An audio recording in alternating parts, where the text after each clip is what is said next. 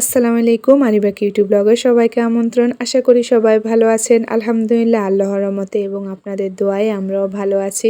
চলে আসলাম পুঁইশাকের গাছ থেকে কিছু পুঁইশাকের পাতা নিতে। এই পুঁইশাকের পাতাগুলো দিয়ে মজার একটা পাকোড়া তৈরি করব।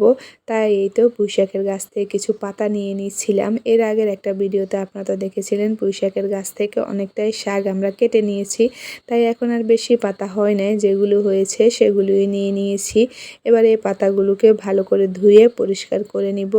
এর আগে কিন্তু কিছু ডাল বেটে নিয়েছি। এখন সে ডালগুলোর মাঝে কিছু উপকরণ দিয়েছি: চালের গুঁড়ো, রসুন বাটা, পেঁয়াজ বাটা, হলুদের গুঁড়ো, জিরে গুঁড়ো, মরিচের গুঁড়ো। এবার পরিমাণ মতো লবণ দিয়ে সবগুলোকে একসাথে মিশিয়ে সুন্দর একটা ব্যাটার তৈরি করে নিব ডালের। এই ডালটা একদমই শক্ত হবে না, একদমই পাতলা হবে না, মাঝারি টাইপের একটা ডালের ব্যাটার তৈরি করে নেব। এবার এই তো ডালটা মাখা হয়ে যায়, এর মাঝে কিন্তু যে পাতাগুলো ধুয়ে নিয়ে এসেছি তার মাঝে কিন্তু এইভাবে হাতের সাহায্যে চেপে চেপে এই ডালের ব্যাটারটা লাগিয়ে দিতে হবে। একটাতে লাগিয়ে তারপরে উপরে আরেকটা পাতা দিয়ে এবার তার মাঝেও কিন্তু লাগিয়ে নিচ্ছি। এপিট উপিট করে সবগুলো পাতাতে ভালো করে ডালের এই মিশ্রণটা লাগিয়ে নিয়েছি। এর মাঝে চুলায় একটা প্যান বসিয়ে দিয়ে তেলটা গরম হওয়ার জন্য, তেলটা গরম হয়ে আসলে এই পাতাগুলো তেলের মাঝে দিয়ে দিচ্ছি। চুলার আগুনটা একদমই মাঝারিতে রেখে এপিট ওপিট করে পাতাগুলো কিন্তু ভেজে নিতে হবে। পাতার এই পাকোড়াটা আপনারা চাইলে লাউয়ের পাতা, কুমড়োর পাতা কিংবা চাল কুমড়োর পাতা তো বানিয়ে নিতে পারেন। বিশ্বাস করেন, যেসব বাচ্চারা শাক খেতে চায় না তারা কিন্তু বেশ মজা করে এই পাকোড়াটা খেয়ে যাবে। কারণ একসাথে শাকও খাওয়া হলো, ডালও খাওয়া হলো। এই তো আপনাদের সাথে কথা বলতে বলতে কয়েকটা পাকোড়া কিন্তু আমার ভাজা হয়ে গিয়েছে।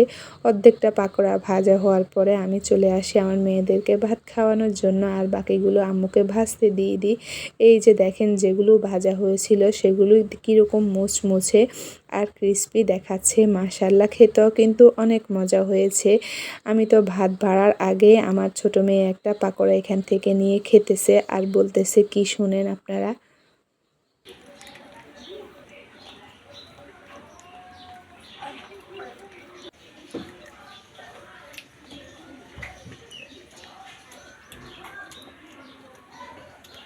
শাকটা অনেক মজা। শাক মজা? হ্যাঁ। গরম ভাতের সাথে গরম গরম পাতার এই পাকোড়াটা খেতে কিন্তু বেশ মজা লাগে। তারপরে এই তো ওদেরকে ভাতটা খাইয়ে আমিও ভাত খেতে বসে যাই। আপনারা কে কোথা থেকে আমার এই ভিডিওটা দেখতেছেন? যদি আপনাদের কাছে এই ভিডিওগুলো ভালো লেগে থাকে তাহলে কিন্তু লাইক, কমেন্ট, শেয়ার করে পাশে থাকবেন। আর এই তো এইভাবে একবার পাতার পাকোড়াটা বানিয়ে খাবেন। আজকে এই পর্যন্ত। সবাই ভালো থাকবেন, সুস্থ থাকবেন। নতুন আরেকটা ভিডিওতে আপনাদের সাথে দেখা হবে। আল্লাহ হাফেজ।